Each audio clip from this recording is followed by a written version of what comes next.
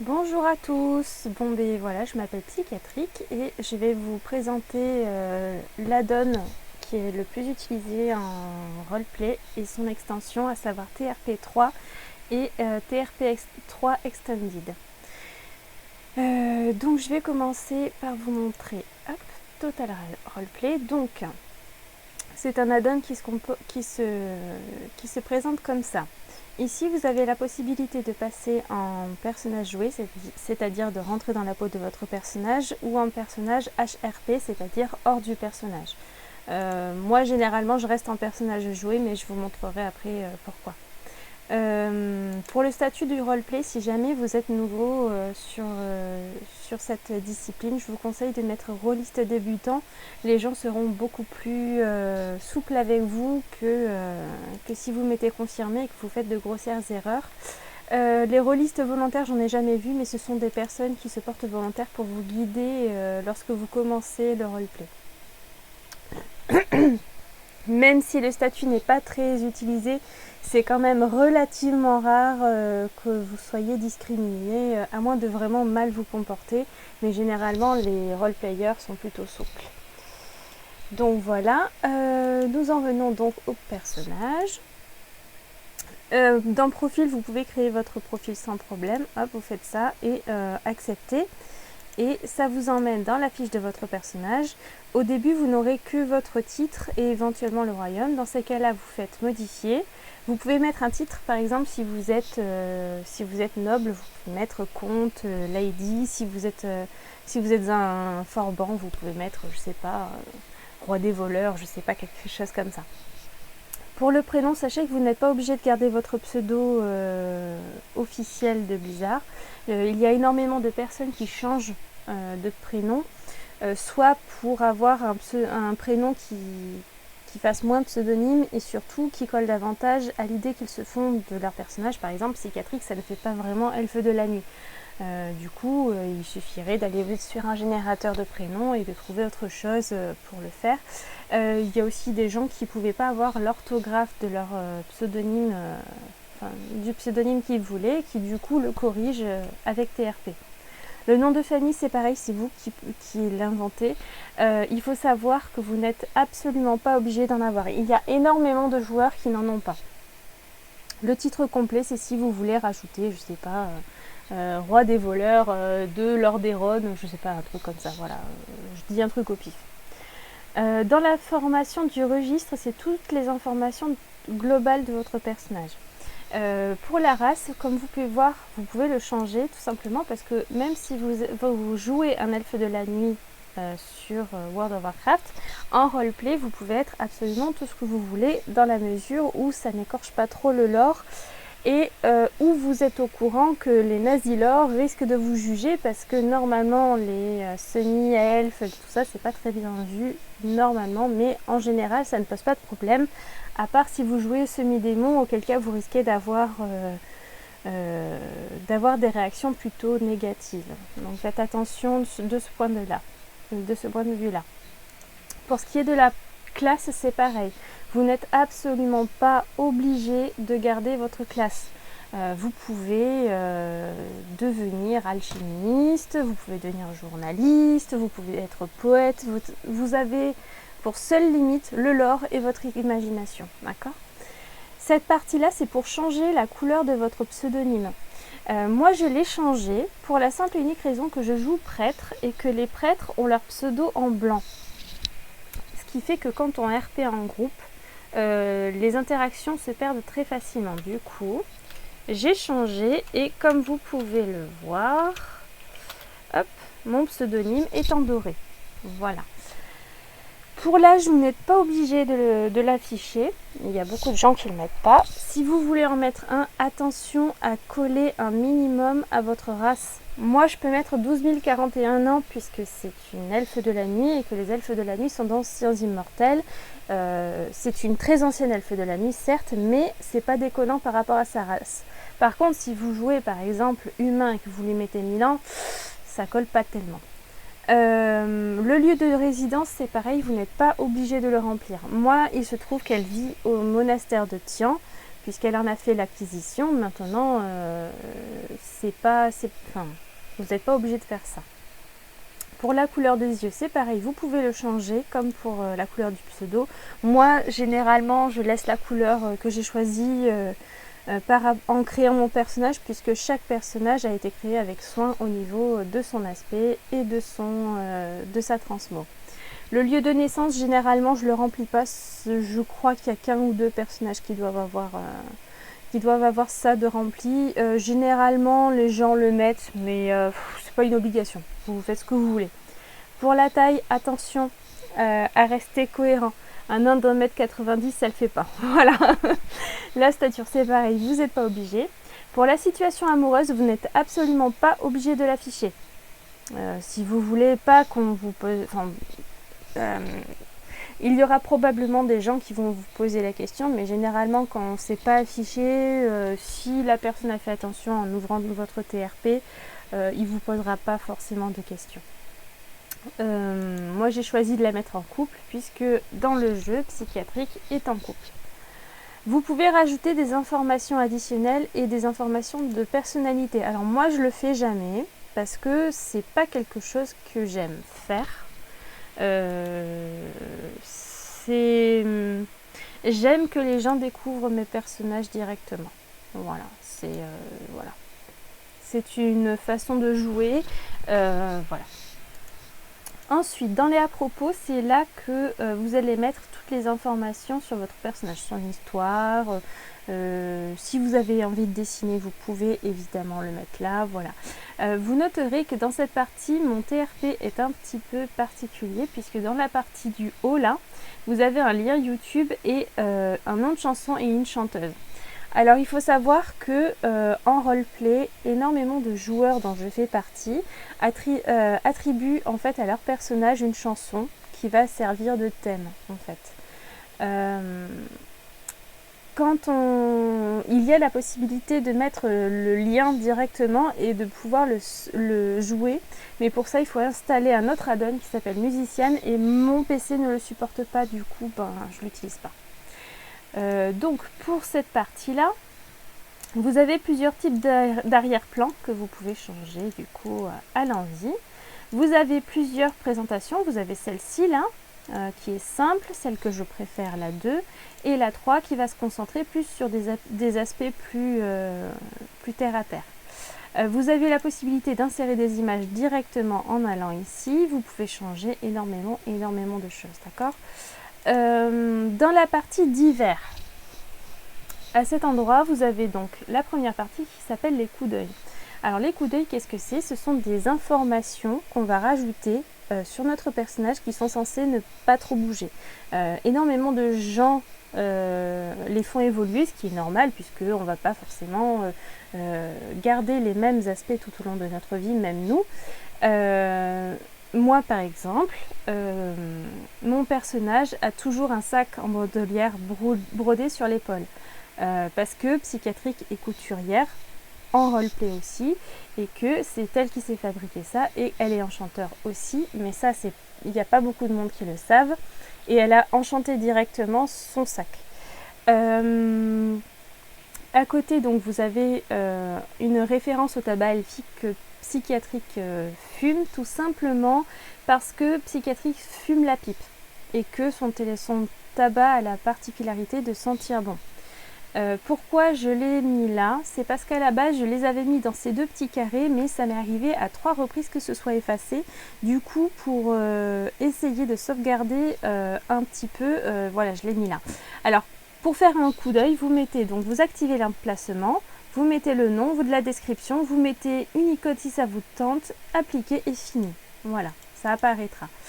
Il faut savoir que peu de personnes consultent les coups d'œil. C'est dommage, je plaide coupable aussi, ceci dit, mais c'est une mine d'informations sur l'aspect du personnage, principalement chez la plupart des joueurs. Ensuite, vous avez donc 2 petits carrés ici. Donc la partie roleplay, c'est tout ce qui va concerner votre personnage. C'est quelque chose d'important parce que c'est la première chose que un potentiel interlocuteur va voir. Donc moi, j'ai choisi d'y mettre des informations de personnalité, j'ai choisi de dire qu'elle chantait bien. Mais vous pouvez, par exemple, si votre personnage est malade, enceinte, vous pouvez le mettre là. Ce sont des informations donc qui vont concerner votre personnage, cette zone-là. Ensuite, vous avez la zone autre information HRP. Alors là, ce sont toutes les informations que vous destinez aux joueurs derrière le personnage que vous croisez. Moi, j'ai mis roleplay sauvage apprécié, tout simplement parce que beaucoup de personnes préfèrent roleplay avec des personnes qu'elles connaissent. Et c'est ok, c'est pas une critique. C'est juste que en mettant ça, je signale aux personnes qui me croisent dans Hurlevent que si elles ont envie de roleplay avec moi, il n'y a pas de souci, ils peuvent m'aborder. Voilà, c'est une information que beaucoup de joueurs mettent quand ils sont plutôt adeptes du RP sauvage. Ensuite, vous voyez que j'ai précisé SP ombre égale HRP. Si je l'ai mis, c'est parce que je ne suis pratiquement jamais HRP sur TRP. Du coup, j'ai attribué ma SP ombre pour le PVE, ma SP sacré pour le pour le roleplay et l'aspect discipline pour le PVP. Voilà. Comme ça, tout est cadré. Voilà. Ensuite, vous avez des informations sur le type de roleplay. Cette partie-là, il ne faut pas la négliger non plus, tout simplement, non, parce qu'en consultant votre TRP, les gens, en lisant cette partie-là, vont se faire une idée du type de roleplay que vous pratiquez. Par exemple, fréquence du jeu. Alors, il faut savoir qu'il y a des gens qui passent leur journée à roleplay. D'accord? Donc, vous pouvez dire, vous mettez en gros... Si vous êtes tout le temps en roleplay, vous mettez à plein temps, ne vous embêtez pas, voilà. Voilà. Ensuite, cette partie-là est importante. Accepte les blessures, oui, non, avec permission du joueur. Et la mort, ça aussi, c'est important. Parce que ça va indiquer aux personnes qui vont regarder votre roleplay si vous aimez le roleplay bagarre. Parce que le roleplay bagarre est un roleplay à part entière, d'accord ? Ensuite, vous avez la question de la romance. Là aussi, c'est plutôt conseillé de le mettre si vous ne voulez pas, notamment. Parce que, notamment, si vous jouez certaines races comme les elfes, vous risquez d'être très facilement abordé par, disons, les adeptes du roleplay, disons, olé olé. Voilà. Il faut savoir aussi que la romance est un type de roleplay qui est très très très répandu et que beaucoup de joueurs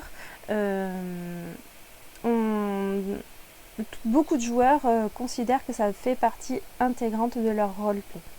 Moi, ça fait pas très longtemps que j'ai mes psychiatriques en couple parce que j'étais pas trop adepte de ça. Bon, ça c'est un autre débat. Mais ça, c'est un choix que vous allez devoir faire. Et si jamais vous voulez vraiment pas de romance, pas de roleplay olé olé, je vous conseille de le mettre aussi dans la partie noire. Ça, c'est important de le préciser pour que les personnes qui vous regardent votre personnage, du premier coup d'œil, sachent quel type de roleplay vous faites. Ou plutôt que vous ne faites pas. Ensuite, la résolution des combats en roleplay. Alors, il faut savoir qu'il y a différentes façons de gérer un conflit qui éclate entre deux personnages. Et le plus simple étant le combat. Alors, quand vous faites une résolution quand vous faites un combat en roleplay, vous avez différentes façons de faire. Vous avez le JCG, c'est-à-dire que vous allez provoquer la personne en duel. Le seul problème de ce mode de résolution de conflit, c'est que quand vous faites ça, vous excluez par défaut tous les joueurs qui ont augmenté leur personnage juste assez haut pour pouvoir roleplay. Si vous êtes full stuff PVP hardcore, vous allez lui défoncer la gueule, ça n'a aucun intérêt, vous voyez. Cependant, il y a beaucoup de joueurs, il y a quelques guildes qui sont spécialisées dans le PVP roleplay. Alors je ne sais pas exactement comment ça se passe à leur niveau, mais je trouvais intéressant de vous le dire. Alors bataille de GTRP, je ne vais pas vous mentir, je ne sais pas ce que c'est. Voilà, donc on va l'abandonner. La bataille de Rand, c'est le style de combat le plus répandu. C'est-à-dire que, par exemple, Psychiatrique va vouloir se battre contre quelqu'un, elle va lui donner un coup de poing, elle va dire, je sais pas, prends son élan, donne le coup de poing, et donc ensuite, elle va faire slash rand. Là, j'ai un rand de 43, donc on est presque à la moyenne. Dans ce cas-là, il faut attendre que la personne en face fasse son rand, et si son rand est plus élevé de beaucoup, par exemple, qui fait un rand, allez, soyons fous, 200, non seulement il esquive, mais sa réplique sera beaucoup plus puissante et me mettra probablement KO. Voilà. Enfin, ça dépend de votre personnage, mais mon personnage n'étant pas spécialisé dans la bagarre, probablement que c'est ça qui se passerait. Le problème de ce type de résolution de conflit, c'est que ça peut durer très longtemps et qu'au niveau cohérence, ça peut pêcher très rapidement. Et donc, c'est un type de... c'est pratique, mais c'est pas le plus apprécié, je dirais. Ensuite, vous avez la bataille des mottes ou combat de cohérence. Alors là, on arrive sur un type de combat très particulier qui nécessite que les deux joueurs connaissent exactement leur personnage, le lore, les capacités qu'il a, les possibilités, enfin ses faiblesses surtout, et surtout qu'aucun des joueurs ne passe en God Mode. Le God Mode, qu'est-ce que c'est? Alors, je vais vous donner un exemple concret. On voit une personne arrive donc avec son personnage à un endroit, provoque un conflit. On va dire que c'est un mage et qu'elle crée une barrière de feu. Et même si la barrière de feu n'est pas forcément résistante à tout, dans le lore, elle va faire comme si aucun dégât ne pouvait passer au travers. Aucun personnage du coup ne pourra la blesser et elle par contre elle pourra blesser tout le monde. Vous voyez, ça c'est le God Mode, c'est pas très apprécié, c'est pas cool pour les autres et c'est pas très agréable du coup. Alors du coup, quand on fait une bataille des mottes, il faut vraiment connaître son personnage et que la personne en face soit pareille. C'est un style de combat qui du coup est plutôt réservé aux rôlistes vraiment confirmés de chez confirmés, d'accord. Ceci dit, ça vous laisse plus de liberté dans le type d'attaque que vous allez utiliser et pour vous amuser aussi au passage. Donc à faire avec des personnes que vous connaissez et quand vous connaissez vraiment bien le lore. Ensuite, vous avez l'appartenance à la guilde. Bon, moi, je ne l'ai pas affiché parce que c'est pas très utile. Ensuite, vous avez des notes, mais ça, je crois que j'ai jamais croisé personne qui s'en occupe. Donc, c'est pas utile. Voilà. Ensuite, vous avez un inventaire. Alors, personne ne regarde, mais ici, vous pouvez mettre des objets que vous créez avec TRP Extended et les équiper, du coup, sur votre personnage. Généralement, personne ne regarde, voilà. Mais ça reste sympa, je trouve. Ensuite, vous avez un journal de quêtes. Cette quête, je vous la montrerai après, parce qu'elle a, c'est pas qu'elle est importante, mais personnellement, je la trouve très très intéressante. Mais on verra après, d'accord? Ensuite, vous avez l'onglet compagnon. L'onglet compagnon, c'est pour les chasseurs et les démonistes, pour leur permettre de donner un TRP à leurs compagnons. Par exemple, vous avez un diablosaure et vous avez envie qu'il ait un nom sur TRP et qu'il se comporte comme un chien. Voilà, on va dire au pif. Vous pouvez lui créer donc sa fiche et vous pouvez changer du coup son nom aussi. Mais ce sera le nom sur TRP. Vous pouvez lui créer une histoire. Par exemple, là, c'est le démon de ma démoniste. C'était un incube, du coup, voilà, il a son propre TRP. Puisqu'il avait une importance avant que je n'arrête le roleplay démoniste pour une durée indéterminée. Ensuite, vous avez cette partie-là. Cette partie-là, ce sont tous les personnages que vous avez croisés, donc, et dont vous avez regardé le TRP. Vous avez la relation. Moi, là, par exemple, je suis amie avec le fils de Laena. Voilà. Et bon, ça c'est pas très utile. Ensuite, vous avez les paramètres. Ça c'est tout ce qui est le paramétrage de la donne, comme c'est noté. Donc je vais pas m'y attarder dessus. Je vous laisse regarder de votre côté. Donc cette partie-là, c'est la partie TRP 3. Alors, quand vous utilisez TRP, comment ça se présente? Vous voyez, moi, si je passe ma souris donc sur mon image, sur mon icône, pardon, vous voyez qu'il y a un résumé concis concernant ma prêtresse. Vous voyez qu'il y a son nom, son prénom, sa classe, elle a un titre, vous voyez, il y a les informations RP, les informations HRP, d'accord? Et ça, c'est un cadre qui va s'afficher à chaque fois que vous allez croiser quelqu'un. Vous voyez, j'ai croisé le monsieur, hop, il avait son TRP actif, vous voyez. Quand vous avez TRP, il y a une autre chose qui se crée, c'est que quand vous allez sur la carte, vous avez une petite map ici. Quand vous cliquez dessus et affichez les personnages, vous pouvez voir tous les personnages sans exception qui utilisent TRP à l'heure actuelle. Quand l'icône quand les petits points sont de cette couleur, ça veut dire que ce sont des personnages que vous n'avez qui n'ont pas de relation avec votre personnage. Mais par exemple, s'il y avait une personne qui est amie avec Psychiatrix, son icône serait verte. S'il s'agissait d'une personne de la famille de Psychiatrix, ce serait marron. Si c'était le compagnon de Psychiatrix, ce serait rose. Vous voyez? Et quand vous êtes en hostile, vous avez un point rouge qui apparaît. Voilà. Voilà, pour cette partie-là, je pense que c'est bon. Ensuite, on va passer au petit menu qui est ici. Donc la première icône là, c'est pour passer en absent et revenir en normal. Voilà. Ici, vous avez la possibilité de passer hors roleplay ou en roleplay. Par exemple, là, je suis en roleplay. Si je passe ma main, vous voyez qu'il y a HRP qui apparaît. Si je reclique dessus et que je remets, je suis dans le personnage. Voilà. Alors ces deux-là, je ne sais pas à quoi ça sert, donc je ne vais pas m'y attarder dessus. Vous avez la base de données. Alors ça, c'est TRP Extended. C'est un menu qui va vous permettre de créer des objets.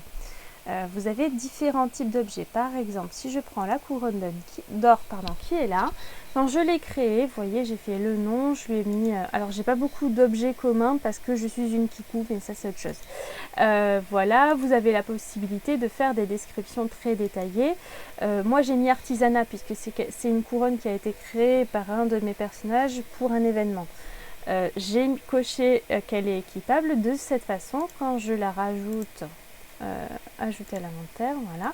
Quand je la rajoute à l'inventaire et que j'ouvre donc mon inventaire, vous voyez, il apparaît là. Et donc, si je vais sur TRP, que je vais sur mon personnage, sur l'inventaire, je peux équiper la couronne. Vous voyez, elle apparaît. Pas sur la fiche, mais ça, c'est autre chose. Donc voilà, je vais la détruire parce que j'en ai pas besoin. Ensuite, vous avez la possibilité de créer absolument tout. Vous voyez, moi j'ai créé des objets, j'ai créé de la nourriture, des potions. J'ai aussi créé un livre TRP qui n'est pas du tout abouti, c'était juste pour rigoler. Enfin, voyez, il y a beaucoup de choses que vous pouvez faire. Il n'y a vraiment pas de limite pour le coup en dehors de l'imagination que vous pouvez avoir. Ça, c'est les objets que j'ai créés. Ça, c'est la base de données des joueurs. Ça, c'est généralement les objets qui vous ont été offerts par les joueurs. Vous avez la possibilité de les récupérer ici. Ça, je ne sais pas exactement ce que c'est. Et en même temps, ça n'utilise pas vraiment... Enfin, c'est pas très utile de le savoir. Vous voyez, généralement, moi, je m'occupe que de la base de données puisque je vais pas m'amuser à voler les objets des autres. Si jamais quelqu'un a envie de me donner quelque chose, il me le donne. Vous voyez. Donc ça, c'est la partie création d'objets. J'ai oublié de vous montrer quelque chose. C'est que quand vous créez un objet, vous pouvez absolument tout customiser. Par exemple, je vais prendre la sucette à l'anis. Si je vais donc là, si je vais dans processus, vous voyez, il y a plusieurs choses qui se passent. Et donc, quand je vais l'utiliser, quand je vais consommer l'objet, il va y avoir le joueur qui va faire une émote et ensuite, il va y avoir un texte. Et ça, c'est parce que je voulais créer ce genre de truc. Vous pouvez aussi customiser le son que ça fait quand vous le déplacez dans l'inventaire ou qu'on vous le donne. Voilà. Donc, ça, c'est fait. Ensuite, vous avez le dialogue de PNJ. Alors ça, c'est très utile quand vous êtes MJ lors d'un event et que, par exemple, vous avez beaucoup de reroll et que vous voulez faire interagir votre personnage avec votre reroll en plein roleplay sans avoir à vous déconnecter toutes les 30 secondes. C'est aussi utile si vous voulez créer des personnages qui vont venir donner quelque chose, dire quelque chose et donc ajouter quelque chose au roleplay. Vous pouvez le mettre en émote, en slash dire, en slash crier ou en slash chuchoter. Alors donc par exemple, je vais mettre une reroll, on va dire Dryade. Si j'arrive à l'écrire correctement, n'est-ce pas? Et Dryade va dire bonjour en slash D, hop, envoyer. Et là, vous voyez que ça apparaît sur le canal ici. Et tous les joueurs qui sont à portée du slash D verront donc Dryade dire bonjour. Voilà. Ensuite, vous avez donc l'inventaire. Comme vous voyez, j'ai des pièces TRP et ça, je vous montrerai après. Vous voyez, ça, c'est un objet qui a été créé par quelqu'un et que Psychiatrique a acheté. Voilà.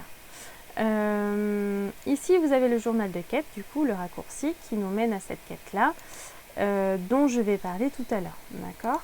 Et enfin, vous avez ça qui vous permet de basculer entre le langage commun,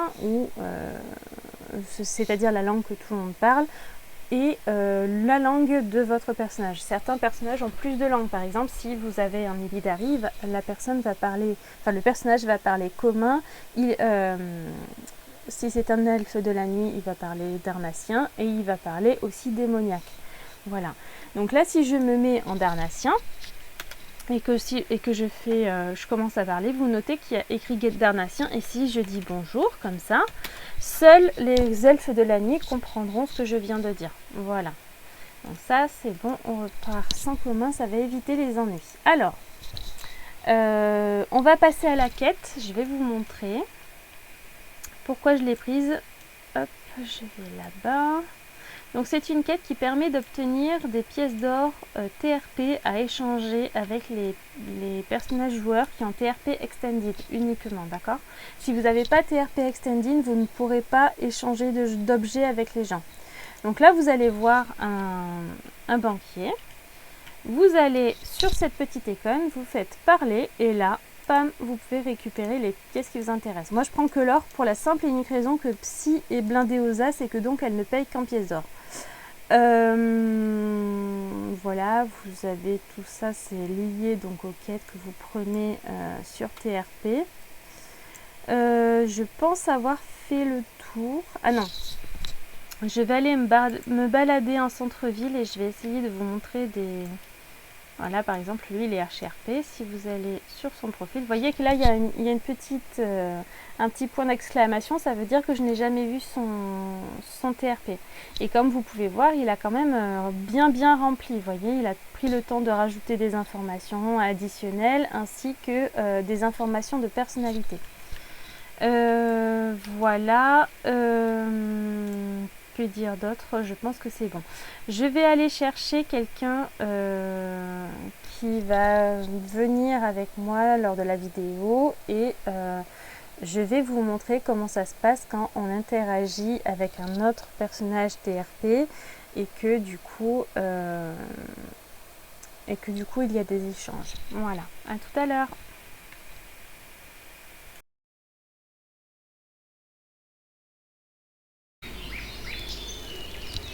Me revoilà. Alors, je vous présente Varus, qui est un de mes amis en roleplay. Vous remarquerez que son cadre est entouré de verre parce qu'en fait, si on va sur son TRP, vous voyez qu'au niveau de la relation, nous sommes amis. Et c'est pour ça qu'il est en vert. D'ailleurs, c'est intéressant de le noter parce que si vous regardez sur la carte, vous avez la possibilité d'afficher tous les personnages joueurs. Et vous voyez que son point a une couleur particulière. Sachez que la couleur va changer en fonction de votre relation avec la personne. Vous pouvez aussi la changer là. Alors, là, vous voyez que quand je sélectionne Varus, il y a plusieurs choses qui apparaissent. Là, vous avez la possibilité de consulter son TRP, vous voyez, avec toutes les informations et dont la personnalité dont je vous parlais tout à l'heure. Quand vous passez la souris devant, vous voyez qu'il a pris soin de mettre des notes. Voilà, ça vous indique sa personnalité. Dans le à propos, lui aussi a mis son truc. Là, vous voyez qu'il a rajouté des clins d'œil et qu'il a précisé qu'il est release débutant puisque son personnage existe depuis 2 mois.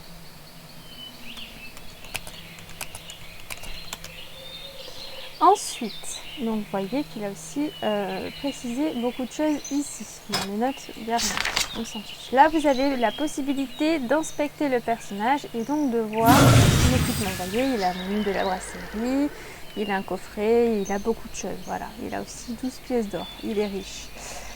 Sachant que l'or qui apparaît, c'est l'or créé avec Total RP, je le précise. Ensuite, là, vous avez donc les clins d'œil qui apparaissent. Et vous avez la possibilité d'échanger des objets avec lui. Par exemple, si je veux lui donner un sandwich, je le mets là et je fais échanger. Quand vous faites échanger avec quelqu'un,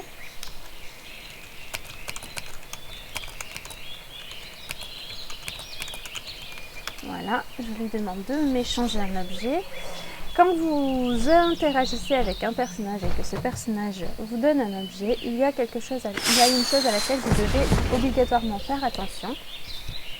C'est que ici, quand l'objet a une interaction particulière, vous voyez, là par exemple, vous allez sur le petit comme ça, vous faites toujours accepter, voilà, et quand vous fermez, vous aurez obligatoirement, en utilisant l'objet, les différents effets. Ça, si vous ne le faites pas, votre objet ne fera pas d'émote, ne fera pas de bulle, vous aurez juste, en passant la souris dessus, les informations générales liées à l'objet. Voilà. Ensuite, vous pouvez ignorer le joueur. Vous avez donc le bouton qui est à portée de main en permanence. Et là, on en revient aux notes. Voilà. Il y a aussi la possibilité de signaler le joueur à bizarre. Ça, c'est si jamais vous tombez sur un gros lourdeau, ça peut arriver. Voilà. Vous noterez donc que, comme pour psychiatrique, quand je passe ma souris sur lui, vous avez toutes les informations en concis. Voilà, je pense que j'ai fait le tour. Si jamais vous avez des questions, vous n'hésitez pas. Vous n'hésitez pas donc à envoyer des commentaires et à poser vos questions. J'essaierai au maximum de vous répondre. Voilà, merci d'avoir suivi ce tuto et puis voilà. Bon courage pour le roleplay et bienvenue dans la communauté.